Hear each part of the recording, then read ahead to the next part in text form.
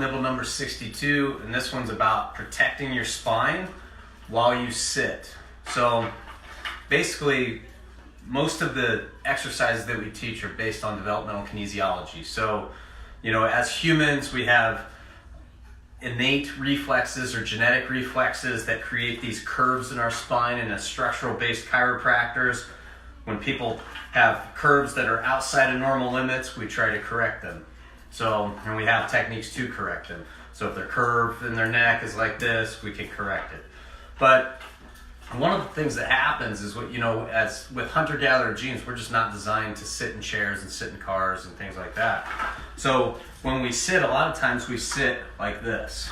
So we sit at computers like this, and what it does is it actually takes that curve out of the spine like that, and it smashes those discs. So if you think of those discs like an ice cream sandwich, when I smash it, the sides bulge out, and that's what happens with the disc. So when we roll forward into flexion, so if we roll, here's neutral, this is ideal, we roll forward into flexion, and it actually smashes the disc, and then if you can see there, you'll get a disc herniation, and that's when it smashes the nerve and then goes down the legs.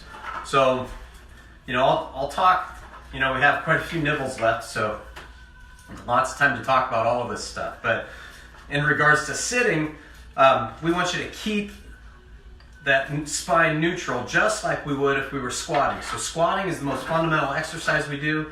If you watch a kid, you know, as long as they've had enough tummy time and they're not sleeping in car seats through their really early years, because that makes the spine do this, and they have good mobility and good core strength, they've had enough tummy time, when they'll get down into a squat and their spine will be straight. So they'll look at things and just like this, like perfect squat. And then as they get older, all of a sudden they can't do that. So everything that we do is try to, well, not everything, but when we're working with spinal rehab, we're moving them toward those fundamental movement patterns based on developmental kinesiology. So how, you know, our God-given genetics are designed and how we're supposed to move. So the most fundamental movement is a squat, which maintain this neutral spine, engage your core, get your butt behind you, spine stays neutral. This is the same concept when you sit in a chair. We teach people to get in and out of chairs. Like I get in on and off this stool 80 times a day, spine stays neutral, butt goes behind me. If I'm sitting at a desk and I'm typing, I'm not like this. I'm in a squatted position the way if I were in a gym and I had a bar on my back, maybe not into as much extension, but my spine is neutral and a little bit forward. That takes the pressure off the discs, and then I can just breathe with my belly, do diaphragmatic breathing, relax my shoulders, and I can type and not create all this back strain, because they've measured the pressure in the discs. When you sit and you do this, it adds 3.5 times the amount of stress on your discs that standing does.